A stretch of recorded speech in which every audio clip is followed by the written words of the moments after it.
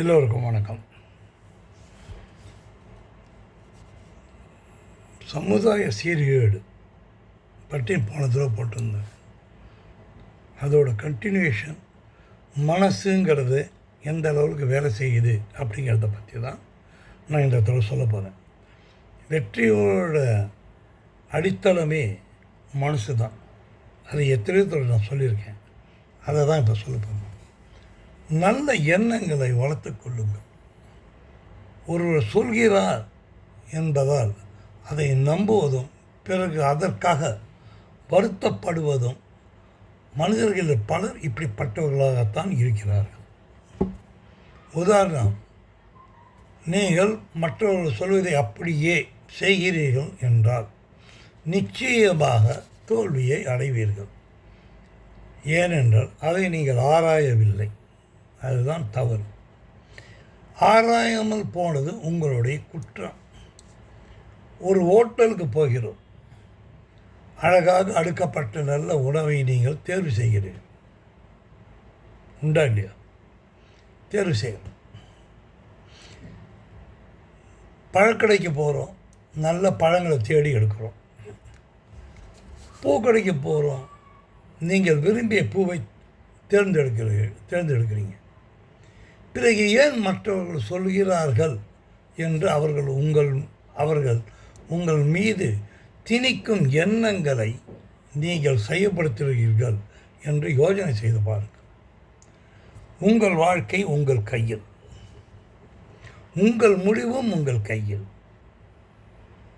சொல்பவர்கள் செய்யும் செலவு என்னன்னு யோசனை பண்ணிங்கன்னா சில வார்த்தைகள், அது என்ன காற்றுல வருது, அவ்வளோ. அதை அப்படியே நம்பினால் நாம் தான், இழப்பு நமக்கு தான் என்பதை தெரிந்து கொள்ளும். இதனால் அவர் சொன்னதுனால நீங்கள் செய்கிறதுனால என்னென்னலாம் போகிறது அப்படின்னு பார்த்தீங்கன்னா, முதல்ல நேரம், பணம், முயற்சி எல்லாம் வீணாகுது. ஒருவர் பேச்சை கேட்டு நீங்கள் ஒருவரை திட்டுகிறீர்கள் என்று வைத்துக்கொள்ளும். ஒருவரை திட்டுறீங்க நீங்கள், முதலில் தேவையில்லாமல் ஒரு பகை உருவாகிறது. பிறகு விசாரிக்கும் போது தான் தெரிகிறது அது மாதிரி ஒரு விஷயம் நடக்கவே இல்லை அப்படின்னு. இப்போது நீங்கள் முதல்ல ஒருத்தரை திட்டிவிட்டீங்க, அதுக்கு பகையும் வந்துருச்சு. இப்போ இவன் ஏமாற்றிட்டான். இதனால் உங்கள் மனதின் உங்களை பற்றி மக்கள் என்ன நினைப்பார்கள் என்றால், முதல்ல இவன் கோபக்காரன் என்று முடிவு செய்து விடுவார்கள். எப்போதும் சொல்வதை கேட்டு முடிவு செய்கிறீர்களோ, எப்போது ஒருவர் சொல்வதை கேட்டு முடிவு செய்கிறீர்களோ, அப்போதே நீங்கள் தன்னம்பிக்கை இல்லாதவர்களாக ஆகிறீர்கள்.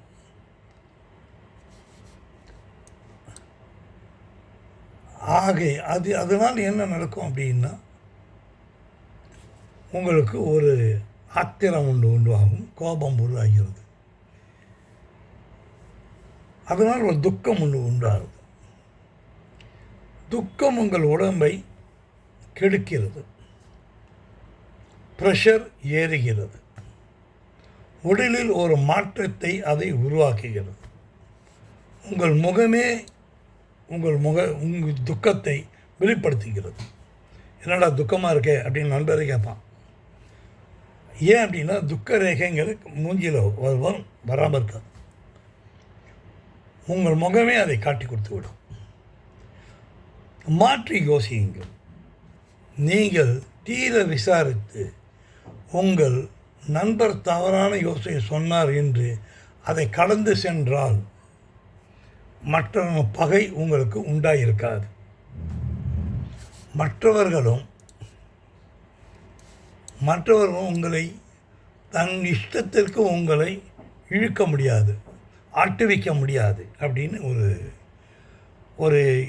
ஒரு எண்ணம் ஒன்று உருவாயிடும். வருங்காலங்களில் உங்கள்கிட்ட கொஞ்சம் ஜாக்கிரதையாகவும் இருப்பார்.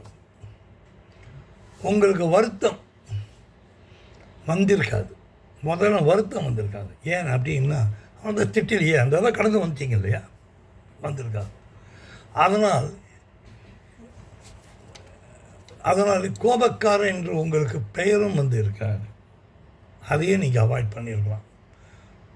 துக்கம் கோடுகளாக வந்து இருக்காது, அதையும் அவாய்ட் பண்ணியிருக்கலாம். அதனால் உண்டாகக்கூடிய ப்ரெஷர் உருவாகி இருக்காது, அதையும் அவாய்ட் பண்ணியிருக்கலாம்.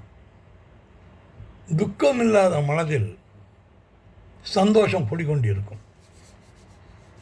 உங்கள் உடல் தெம்பாக இருக்கும். இதிலிருந்து நீங்கள் தெரிந்து கொள்ள வேண்டியது, தீர விசாரித்து முடிவு செய்யுங்கள். நான் அதே மாதிரி உங்களை நானே தாழ்த்திக்காதீங்க. நான் கஷ்டப்பட தான் பிறந்தேன், நான் அப்படியே கஷ்டப்பட்டுக்கிட்டே இருந்தேன், இதெல்லாம் உங்களோட தாழ்வு மனப்பான்மையை உருவாக்கிக்கிட்டே இருக்கும். ஒன்றை புரிந்து கொள்ளுங்கள், பல வெற்றிகளை பெற்றிருப்பீர்கள் நீங்கள். அந்த வெற்றிகளை யோசனை செய்யுங்கள். நான் கஷ்டப்பட தான் பிறந்தேங்கும்போது அந்த வெற்றி எப்படி கிடைச்சிது அப்படின்னு யோசனை பண்ணி பாருங்கள், இது மறைஞ்சு போயிடும். நான் கஷ்டப்பட தான் பிறந்தேன், இது தாழ்வு மனப்பான்மை. மேலும் உங்களை நீங்களே தாழ்வு மனப்பான்மை இருக்கும்போது உங்களுடைய உடல் சோர்வடையும். இது பெரிய சோர்வடையும். நீ வெற்றி பெறத்தான் பிறந்தேன் என்று பல முறை சொல்லி பாருங்கள். வெற்றி, சந்தோஷம் உங்களை நாடி வரும். கஷ்டம் வரும்போது இதிலிருந்து மீண்டு காட்டுவேன் என்று பலமுறை நீங்களே கண்ணாடி முன்னால் நின்று இந்த பிரச்சனைடா, இந்த பிரச்சனையை சால்வ் பண்ணி காட்டுவேன் படா அப்படின்னு நீங்கள் ஒரு தன்னம்பிக்கையோடு பேசி பாருங்கள். உங்களுக்கே ஒரு தைரியம் வர ஆரம்பிச்சிடும். வருத்தப்படுவதன் மூலம் நமக்கு நாமே தண்டனையை கொடுத்து கொள்கிறோம். பிற அனுதாபம் பெற முயற்சி செய்கிறோம். அந்த மாதிரிலாம் முயற்சியெல்லாம் பண்ணாதீங்க. உங்களை பற்றி ரகசியங்களை வெளியே சொல்லாதீர்கள். சிறு வயதில் கஷ்டப்படாதவர்களே கிடையாது, நீங்களும் அதில் ஒன்று. அவ்வளோதான். எதையுமே எல்லாத்தையுமே ஒரு சர்வசாதாரணமாக எடுத்துக்கிட்டு, நடந்ததை எண்ணி கவலைப்பட்டால் அவன் மூடன், ஆஹா நடப்பதை எண்ணி வருத்தப்பட்டால் அவன் மடையன், நான் நடப்பதையும் நான் நடந்துகின்றோம் என்று நினைப்பவனே நல்ல ரசிகன் அவன் இவனே இவன் அவனே. அப்படி யோஜனை பண்ணி தள்ளிட்டு போயின்னு பாருங்க. பழைய பாண்டியா பாட்டு கேட்டு பாருங்கள் 2 தடவை. ஏன் பாடுறேன் அப்படின்னா, ஒரு சோகமான பாட்டு 2 பாட்டை கேளுங்க, சந்தோஷமான பாட்டு 2 பாட்டை கேட்டு பாருங்கள். சோகமான பாட்டு பாடும்போதெல்லாம் உங்கள் உடம்புல ஒரு மாதிரி ஒரு சோர்வு ஒன்று உண்டுவாங்க.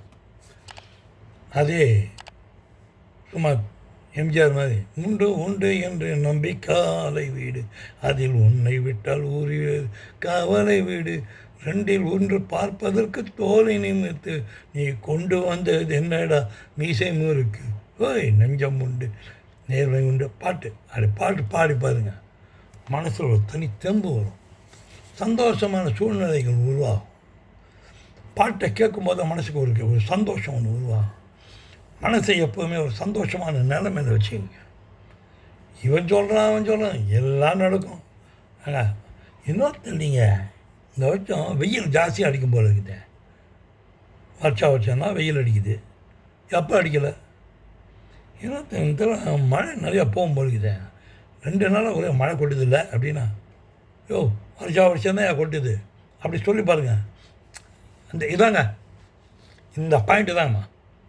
அழகாக அதை கடந்துக்கிட்டு போய்கிட்டே இருங்க. எல்லாம் கடந்து போகும். மாற்றம் ஒன்றே மாறாது, எல்லாம் கடந்து போயிடும். தம்பி, உங்களால் பண்ண முடியாத எதுவுமே இல்லை. ஒன்று, கோபத்தை கண்ட்ரோல் செய்யுங்கள். நீங்கள் சொன்ன வார்த்தைக்கு நீங்கள் அடிமை, சொல்லாத வார்த்தைக்கு நீங்கள் என்றுமே எஜமானன். ஞாபகம் வைத்துக் கொள்ளுங்கள். நன்றாக வாழுங்கள். வெற்றிகள் உங்களை தேடி வரும். வெற்றி என்னம்மா வெற்றிங்கிறது எங்கே இருக்கு? உங்கள் தலைக்கு மேலே தான் சுற்றிக்கிட்டு இருக்குது. இதுதான் முயற்சி. அப்படி முயற்சி. இந்த கை போதே அது ஒரு உழைப்பு. பிடிச்சிக்குதே, அதுதான் வெற்றியை பிடிக்கிற இலக்கு. போங்க, எல்லாம் பண்ண முடியும். உலகத்தில் வெற்றி அடையாதவனே கிடையாது. தோல்வி அடைஞ்சாதான் வெற்றி வரும். தோல்வி அடையும் போது சந்தோஷமாக பாட்டை கேளுங்க. உங்கள் மனத்தை திடமாக வச்சுக்கிங்க. வெற்றி உங்களை தேடி வரும். வாழ்க வளமுடன். நன்றாக இருப்பீர்கள். அடுத்த காலனியில் மீண்டும் சந்திப்போம். அருமை. வெற்றி அடைவீர்கள். உங்களால் முடியும் முடியும் முடியும் என்று நினைத்து பாருங்கள். என்னென்ன வெற்றி வேணுமோ எல்லாத்தையும் ஒரு பேப்பரில் எழுதுங்க. படுக்கிறதுக்கு முன்னாடி 10 தடவை படித்து பாருங்கள். கார் வாங்க போகிறீங்களா? கார் வாங்குவேன், எழுதி பாருங்கள். ராக்கெட்டே விட போகிறீங்களா? எழுதுங்க. டெலிபதி உங்களை போய் ஒரு ஆள் எழுதிக்கிட்டு வரும். அந்த ராக்கெட் பண்ணுறதுக்கு வேண்டிய புக்கெல்லாம் போய் படித்து பாருங்கள். இப்போ இதில் லைப்ரரியில் போய் என்ன பண்ண முடியாது? எல்லாம் பண்ண முடியும். வாழ்க வளமுடன். Bye bye.